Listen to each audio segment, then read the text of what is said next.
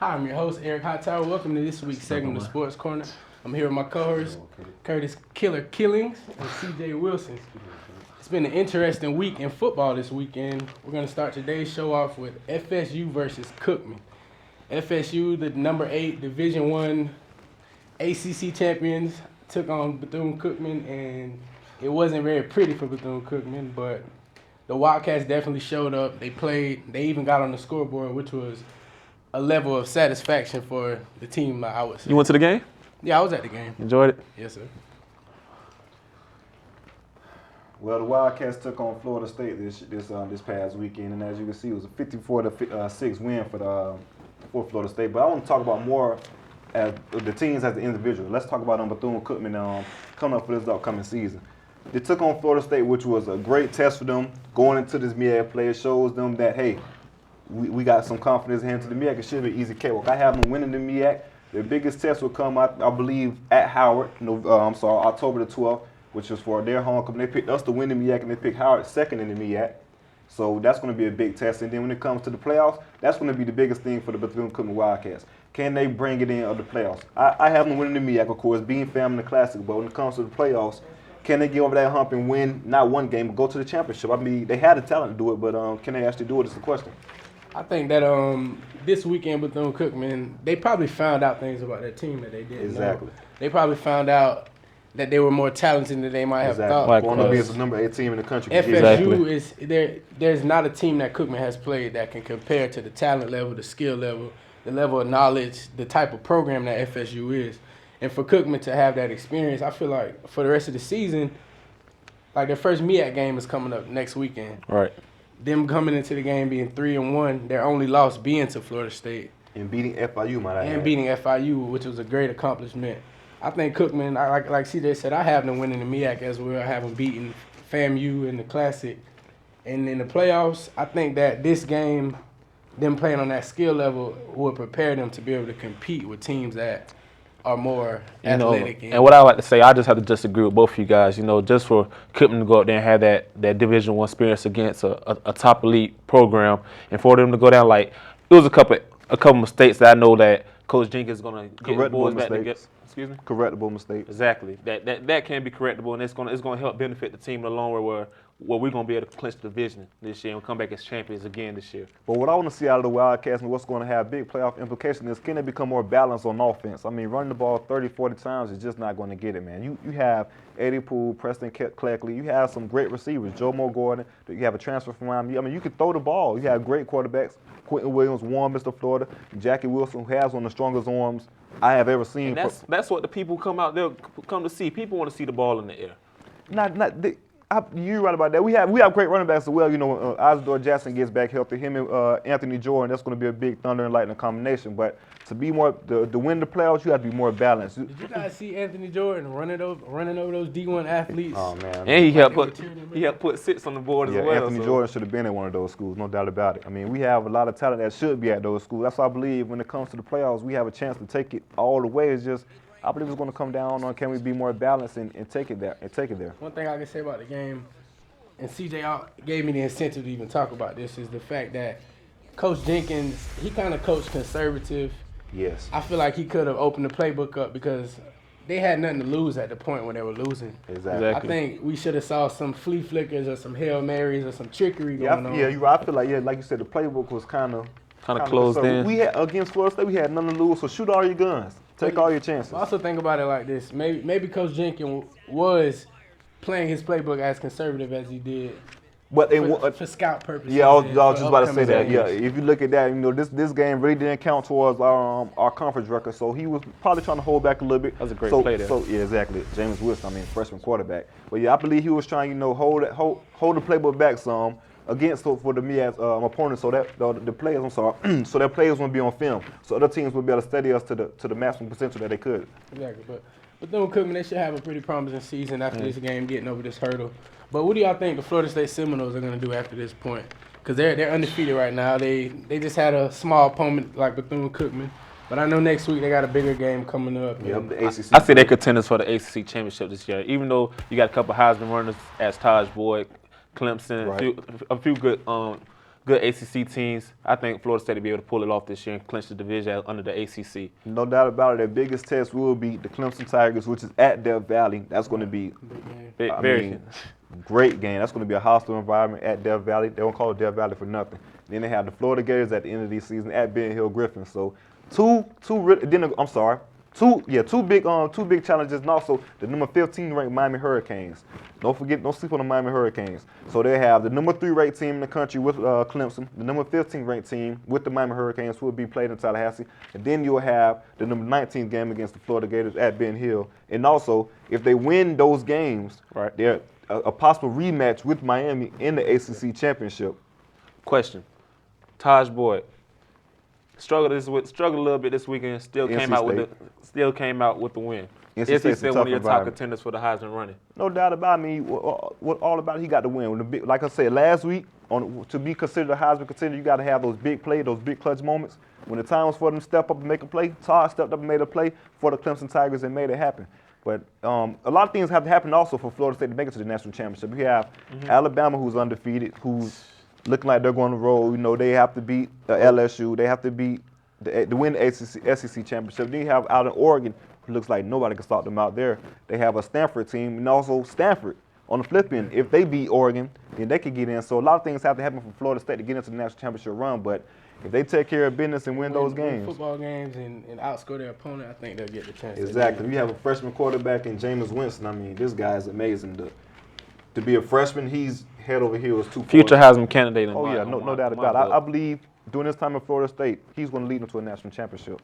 Do y'all think that the FSU versus Clemson game still has the same impact that it used to have when it was the Allen Bowl? It's bigger. It's bigger because back then Florida State was a nationally ranked team, top 5. Clemson, the only lure to the game was Tommy Bowden versus Bobby Bowden. Now it's national championship implications on the line. This game is going to be big. I mean, big, baby. I plan to be there. I said the numbers are going to show for that game. The officers, they got James Winston. He's a great quarterback just as well as Taj Boyd. I think it's going to come down to those defensive teams who can get more stops. I believe Florida State have a better defense than Clemson, a more well-rounded defense than Clemson. That's why I chose them to clinch the ACC championship. That's going to be. Do you feel like this is going to be a defensive game, or like what's the point spread that y'all think? I believe it's an offensive game, but I think it's going to come down to the it's going to be a offensive game, but the Florida State defense is going to make enough plays at the end to win the game. But at the same time, though, it's going to be in Death Valley, which is one of the most hostile crowds in the nation. And for a freshman quarterback to go in, which I believe he's poised beyond his years, it's going to be tough on him. It's a Death Valley in Clemson and LSU. Yeah, Death Valley. Exactly. 2 Death Valleys. Okay, I'm sorry. One more point. And to see the quarterback, the young quarterback, I love to see how he react to an environment like Clemson. Shows how mature he is beyond his years. I agree. We talked about some great football programs. Now let's talk about a football program that's not so great. The FAMU Rattlers, they got annihilated by the Ohio State Buckeyes. I'm not sure what they would think about even adding them on their schedule. Yeah, they got a $900,000 paycheck. That's what they was thinking. That might be the only sack right there that they have on the ref. Yeah. The biggest play was a tackle on the ref. That's terrible. Yeah, 76-0. How do y'all think that FAMU can hurdle over the 55-0 at halftime, might I add. How do you think the FAMU, what's they call it? The Rattlers, that's what they call them? Anyway. Right.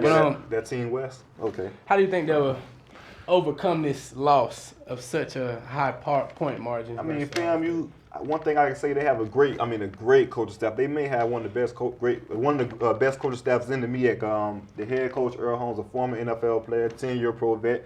The defensive coordinator, a former NFL player. Their quarterbacks coach and offensive coordinator, Quinn Gray, the best quarterback in Florida and history, led them to an FCS win in the playoffs. Then they have Corey Fuller, a former fourth-round pick for the Florida State Seminoles, 10-year vet in the league. So they have great coaching staff, but I think the problem with them is their O-line is just terrible. Right. So coming off this loss, like, will you think that affect them, like, within their schedule runnings? I mean, it's real hostile in Tallahassee right now. I mean, 1-3, they're not. Boosters in Tallahassee, they want to win and they want to win now, So it's a lot of pressure and a lot of people on the hot seat. So I'm not sure if it's going to, if anything, I'm not going to say it's going to motivate them, but they're feeling the pressure. We have to win now. Just have to see. I think that the added on pressure from the loss I mean, okay, realistically speaking, FAMU went into the game with high intentions on playing good, but Not winning the game. winning is not literally a goal in that Far-fetched. because it's such a far margin of just skill level and, like I said, programs, and it's just a lot going on between Division I and Division I AA football. It's just a big difference. But I think FAMU, after losing like this, that they might be a little bit more motivated in. I mean, they have to for that fan base because a lot of people are. Right. They're roaring in Tallahassee. Rattle fans are A great fan base. Yeah, they have a great fan base, no doubt about it. But, you know, when you have an unhappy fan base when losers come around, man, a lot of things. It's hard to build that momentum back Yeah, up. a lot of things can get hostile. But the thing is with FAM, I believe their recruiting the last 2 years when they was under Joe Taylor has been going down. I mean, Joe Taylor was on his last leg at FAMU. I'm not saying he didn't want to be there, but he was inching in closer to retirement, and the recruiting part of the Florida A&M Raptors program had tailed off. They wasn't getting the players that they're used to getting at Florida A&M, and we're at Bethune-Cookman. We are getting those top players, and when you think about it, when it's a lot more pressure when we're winning and they're losing. That's even more pressure on top of that for them to come out and try to perform because, you know, there's always eyes on Bethune-Cookman, there's always eyes on FAM for both sides of the program. Okay, now with we all know no matter how good FAM is doing or how bad they're doing on the season, or as opposed to the Wildcats how we're doing or how bad we're doing, the Florida Classic is a game where none of that matters because all records go out the window. Exactly. Both teams come to play and both teams are going to be in our A game. So granted, with the season that Cookman is having, as opposed to the season that FAMU is having, you can't slack off anything. Exactly. Up until this point, if the Classic game was Saturday, do you think that the momentum that Cookman has on their winning season? Almost definitely. That just comes If the down Classic to the, was Saturday, Right. it'd be a funeral for Florida A&M. I think it'd be classic for Cookman. It'd be a funeral for Florida A&M if the Classic was on Saturday. Yeah, I mean, you have 80 total yards in the game. That's just disrespectful, man. 80 total yards on Florida A&M part against Ohio State. right. My son can run 80 yards, in 4 quarters. That's just terrible. Okay, we're going to take the attention over to the NFL. One more thing I want to add on to Florida A&M Ohio State, man. You have the backup quarterback, might I add, their backup quarterback threw for a school record 6 touchdowns in that game. Just to let you know, the backup. Good key point there. Okay, we're in on that note. But we'll take the attention over to the NFL. Jacksonville Jaguars lose again. They're looking like the bad news bears out there. And I know they're having trouble in the quarterback position. Do you think that they should have picked up Tim Tebow? I know that's far-fetched, but that's a realistic question for their situation right now. Without a doubt, I believe they should sign T. What do you have to lose? You're 0-3. I mean, you had the number 2 pick in the draft last year. Your whole franchise is in the total loss is terrible. You guys, why wouldn't you sign Tebow? I mean, if you pick up Tebow and you build the offense You're around not losing. him, first of all, you're about to lose. You're about to leave Jacksonville because you don't have a fan base. Right. You have less than 20,000 fans at your game, an NFL game. That's embarrassing. LA really wants to buy the Jaguars. So if you want to save your franchise, leave it in Jacksonville. Why don't you bring the hometown kid in? He's from Jacksonville. Ticket sales will grow tremendously if you bring Tim Tebow in. And I think that's the key factor with Tim Tebow if he hadn't went to Jacksonville. Exactly. Because he's a Jacksonville native. And you can save your franchise Tim with Tebow, no matter if he's throwing incomplete passes or interceptions, Tebow has loyal fans. The Jacksonville natives would support him. There would just be so much more positive energy around the Exactly. Jacksonville Jaguars. With that being said, I have to just completely agree with you 100%. Like, the kid's a playmaker. He's a native of the hometown. He gets the job done. He clinched the playoff win. So what are you? Took a 1-4 team to the second round of playoffs. Exactly. 1-4. What is your franchise losing? Bring the kid on down to Jacksonville and try to get some wins going. Because obviously Blaine Gabbert isn't the answer. Right. And Tebow, my boy. That's my boy. And the way I feel about it, when Tebow had his opportunity to shine in Denver, he won 8 straight games and he took them to a playoff win. Playoff, a second round, a playoff win. They brought in against Peyton the Pittsburgh Manning. Steelers. They brought in Peyton Manning, which obviously kicked Tebow out the door. He went to New York to play for the Understandable. He didn't have an opportunity at all. Rex Ryan totally screwed. It's still quarterback troubles down there. He didn't have an opportunity at all.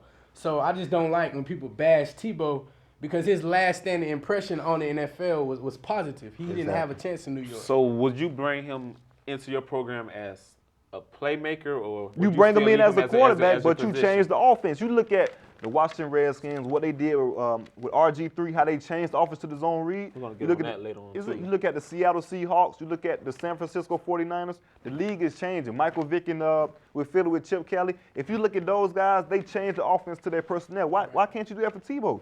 He did it at Florida at a very high level, might I add. The zone read option where he can pull it, take it, or throw the ball. I mean, have so many options, put the defense on heels. You have such a great athlete in Tim Tebow. He can really change the program about that. And the point that everyone argues with that statement you just made about Florida is they say that Tim Tebow was only as good of a quarterback as he was because of the receiver threats he had. He had one great receiver in person. Granted that, you still have to factor in Riley Cooper. somebody was getting the ball to those receivers. Exactly. You look at Tebow's numbers in college, I mean, they amazing. were outstanding. Exactly. 1,000 rushing, 1,000 passing, 2 Heisman wins back-to-back, 2 national championships. He left his impression on Florida. Besides Jacksonville, who else has disappointed you around the league? No, I want to stick with Tebow. It's crazy how he's not getting the love that he deserves. If you build the offense around this guy, how come these guys, RG3, Kaepernick, Russell Wilson, and then Michael Vick and Philly, how come they get the chance to have an offense built around them, but Tebow can't have an offense built The around? media bashed Tebow so much when he first came in about not being able to throw. They got everyone's mind so stuck on the fact that his what's the word I'm looking for? That his mobility and just the way he throws, his mechanics. Exactly. His mechanics weren't up to par. To where they kind of zoned out and blocked out and neglected the fact that. But one thing about it, when the lights come on, Tebow's gonna get the job done. And another thing I think that played into that is also how he wears his religion on the sleeve. For some reason, man, the media doesn't like that at all. Exactly. But like Curtis was saying, there's a lot of teams in the NFL this season that are off to terrible starts. Last season they were playoff teams, big stats type teams. This season they're just Washington stinking the place. So we can start with the Steelers for once. The Steelers, Pittsburgh says, I mean, when you have probably your best player on your team, Marquise Pouncey, deciding to go out for the year with already horrific offensive line, I mean, it just makes it that much better. And then you have Big Ben, who's trying too hard to make plays. When you have a quarterback that's trying too hard to make plays, he tends to throw a lot of picks. Let me tell you what Roethlisberger is. Roethlisberger don't need to eat no more burgers. The NFL is turning into a skill level where quarterbacks have to be mobile. They have to be able to pass. And at his size and his frame, he used to be able to move like that, but some reason. Let me tell you why he used to move like that. Excuse me.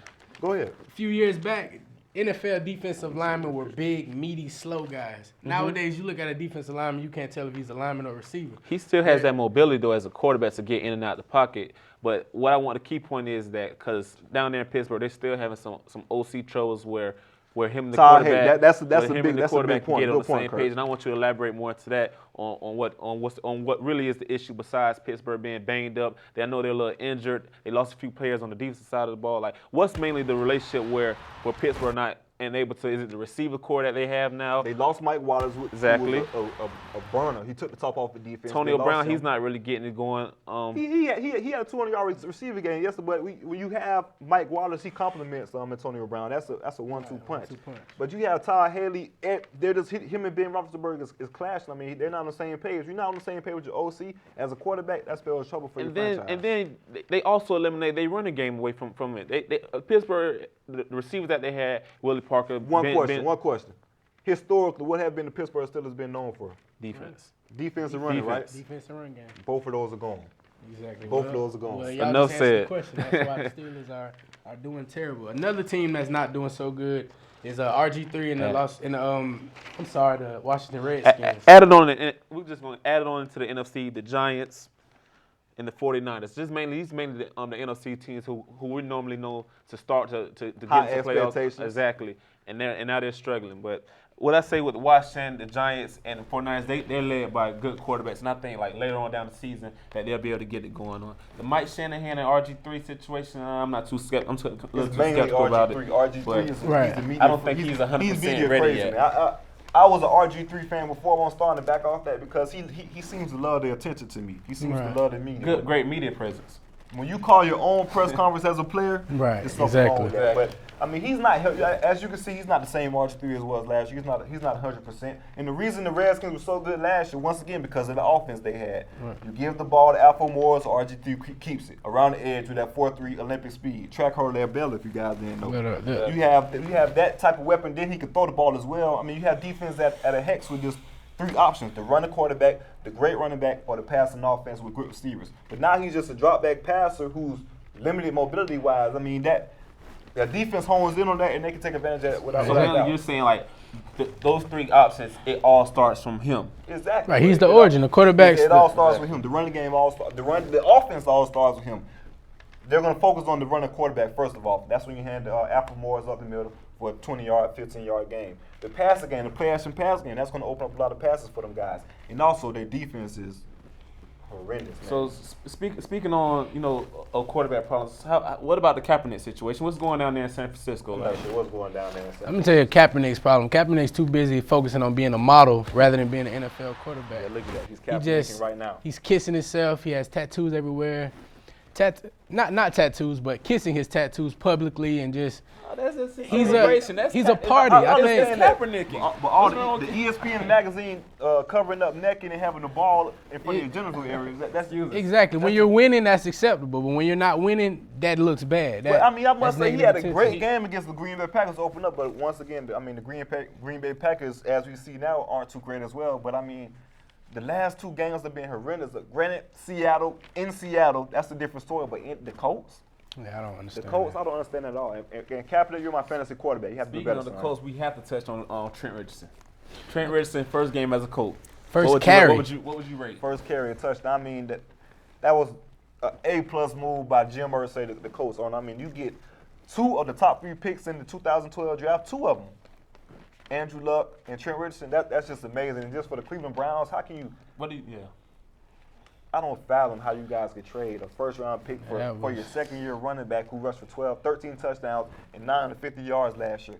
He rushed for more yards his rookie year and more touchdowns than the great Jim Brown, the best player arguably in NFL history. What did that tell you? Trent Richardson is a special guy, special running back. Big, very motivated. If you hear him on his press conferences, he's very well spoken and he has passion for the game. And yesterday he was saying he's happy to be a part of the Colts team. I think with Andrew Luck, with T.Y. Hilton and him coming out of the backfield, Reggie Wayne also, I'm sorry, that it just opens up the playbook, and the Colts can be so much more versatile, and because Trent Richardson can go into the wide out and all type of stuff. Trent Richardson just you have a running back for that and quarterback like that. It's reminiscent of Peyton Manning and Edgerrin James. Okay, those are the losing teams in the NFL. Now we're gonna take it to the teams who are winning, and it's just wowing everybody. It's a Cinderella type of thing. You have the Kansas City Chiefs, who were 2-14 last year. The number 1 pick in the draft, and they're 3-0, only looking like a playoff team. It's amazing. You have 9 Pro Bowlers from last year, so you knew it was talent on the Chiefs team.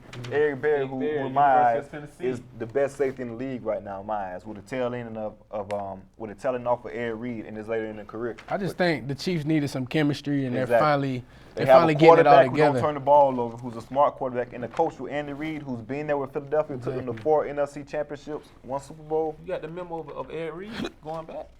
Nah, man. Was that the rumor? Nah, that's not the rumor. Well, we got the Dolphins off to a great season also. This might be my biggest surprise. Well, besides the Chiefs, but the Chiefs had 9 Pro Bowlers, but the Dolphins might be my biggest surprise of the season. 3-0, and they beat a quality Atlanta Falcons team who a lot of people had going to the Super Bowl. Mm-hmm. We have great defense. Cameron Wake, the All-Pro defensive end, who, by the way, came to the NFL by way of the CFL. So if there's any of you guys who are NFL hopefuls, it's any route you can take. Don't just worry about getting drafted. And Mike Wallace, who was a burner, who we was just talking about who the Pittsburgh Steelers lost out of, he blows the top off the defense and opens up the running game with Lamar Miller. He maybe arguably I say he's the fastest guy in the league. Yep. And the Bears also off to a great start. We have Mark Trestman, the great offensive genius, who came down with Jay Cutler, who arguably has the best arm in the league, just couldn't put it together. Jay Cutler puts it on the money. Now, exactly. As for last week, I want to say the Bears is just the complete team. Yeah, complete. But great. We knew about the defense. We knew about defense. Now but the now offense is coming. Exactly. What could and Jay Brandon Cutler Marshall do? And I'm finally glad that he's coming out and he's better better now. One thing about the Bears that I don't agree with, and I heard the analyst speaking on it about last night's game, is it was saying how Devin Hester is not even a part of the offense. He's strictly on special teams. Mm-hmm. I don't think that's positive for the Bears. They could probably be way more prosperous if they continue to have him on offense. But we've covered a lot this show. We talked about FSU versus Cookman. We've talked about 5, Ohio State versus FAMU. My favorite part of the show. The Jacksonville Jaguars, should they have picked up Tim Tebow? We got teams in the NFL who are losing. We got teams who are winning. I think we're off to a good season. Week 3, Week 4 coming up. Top 5. Let's do it. Top 5 plays of the week. Let's go. Top 5. Let's do it. Roll it. We got Adrian Peterson. We got the top 5 runovers, my man. Runovers. Adrian Peterson. Wake up, Al Harris. Put your mouthpiece in your mouth, son.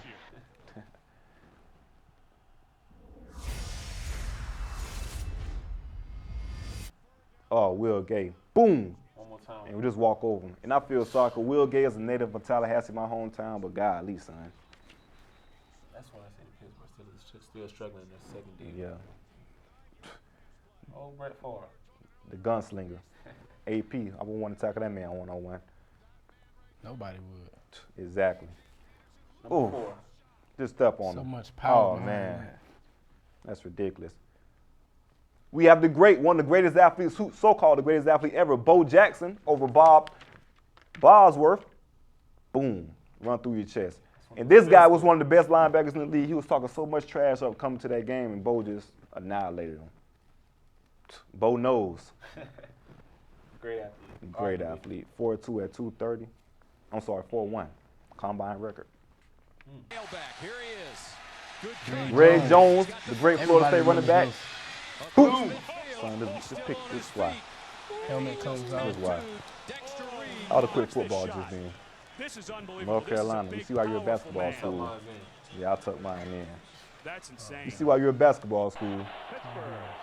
And then we got the great Jerome Bettis. The bus. Coming He in. wasn't named the bus for a reason. Watch this. Boop. Straight power. Oh, Going man. through, finishing, good execution. You called him the bus for a reason, man. Look at him. Oh, Bill Coward. Miss that guy. Great coach. He needs to get back He into first coaching. came into the league back in brought a lot '93 to and the gained game. 1,400 Great plus coach. yards with the Rams. He He was started called at Pittsburgh, the too. battering. Mike Tomlin just took it over. Taken away as Winston gets And out this of is it. just added in. This is just a great play by a freshman. Look at that. One of 2 scoring strikes on the day. He's wise beyond his years. Can't coach that, I say. Can't coach. I mean, that's they Lose had the the sack. tackler. This is just crazy. Still finds a man open.